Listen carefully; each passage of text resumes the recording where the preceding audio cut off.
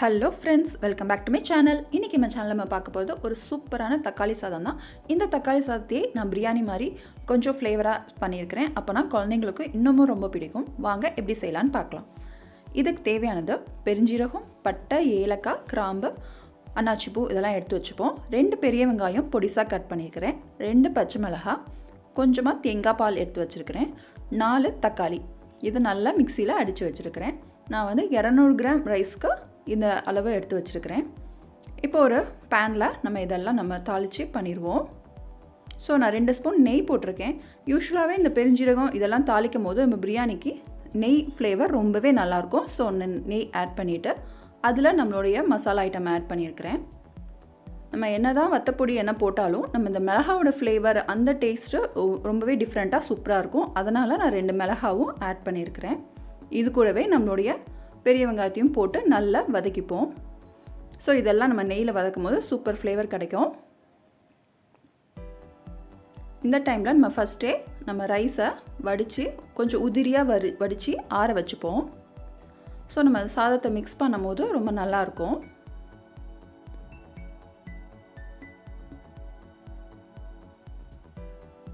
So இது நல்லா fry ஆனால் டேஸ்ட் நல்லாயிருக்கும்.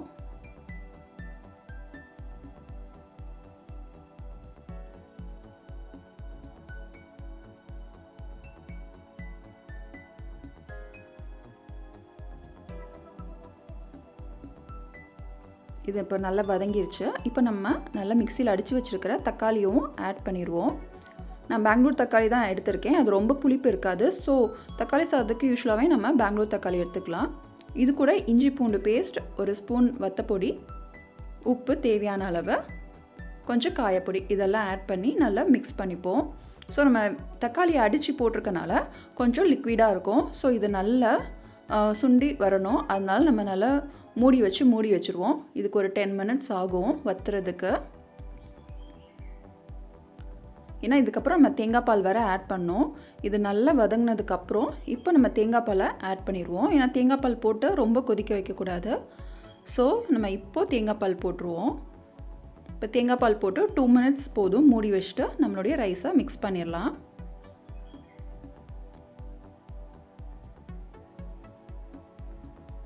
ஸோ நம்ம ரைஸை மிக்ஸ் பண்ணும்போது அடுப்பில் சிம்மில் வச்சுட்டே மிக்ஸ் பண்ணுவோம். ஸோ அப்போ தான் வந்து அந்த ஃப்ளேவர் எல்லாம் நம்ம ரைஸில் நல்லா இறங்கும். நீங்கள் பிரியாணி ரைஸ் இல்லை ஜீரக சம்பா அரிசி எது வேணால் போடலாம். இன்னும் ஜீரக சம்பா ரைஸ்லாம் பண்ணும்போது ரொம்பவே டேஸ்ட் நல்லாயிருக்கும், குழந்தைங்களுக்கும் நல்லது. இப்போ நம்ம அடுப்பை சிம்மில் வச்சுட்டே நம்ம இந்த ரைஸை போட்டு நல்லா மிக்ஸ் பண்ணிவிடுவோம். இதுக்கு மேலே தேவையானது உங்களுக்கு புதினா, மல்லியில் என்ன ஃப்ளேவர் குழந்தைங்களுக்கு பிடிக்குமோ அதை நம்ம ஆட் பண்ணிக்கலாம். ஸோ ரொம்ப சிம்பிளாக நம்மளுடைய தக்காளி சாதம் முடிஞ்சிடுச்சு. இப்போது இதுக்கு மேட்சிங்காக நல்லா இருக்கணுன்ட்டு நான் காலிஃப்ளவர் ஃப்ரை பண்ணுறேன்.